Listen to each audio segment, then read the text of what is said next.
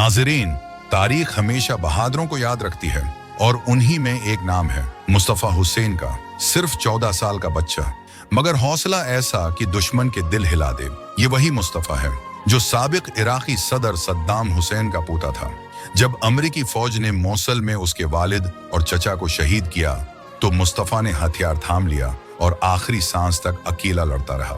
अमेरिकी फौजी बताते हैं, जैसे ही हमने ऑपरेशन शुरू किया, मुस्तफ़ा ने फायरिंग शुरू कर दी और 400 अमेरिकी फौजियों को आगे बढ़ने से रोक दिया। उसके सामने उसके वालिद और चचा की लाशें पड़ी थीं, मगर उसने हार नहीं मानी। एक सिंगल राइफल से उस 14 साला शहजादे ने 14 अमेरिकी फौजी मार गिराए। 6 घंटे तक एक बच्चा अकेला लड़ता रहा। आखिरकार अमेरिकी फौज ने टैंक का गोला मारकर उसे शहीद कर दिया। जब वो घर के अंदर दाखिल हुए तो हैरान रह गए।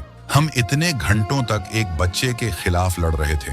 ये मुस्तफ़ा हुसैन था, ना हारा ना झुका, बस शहादत का ताज पहनकर तारीख का हीरो बन गया।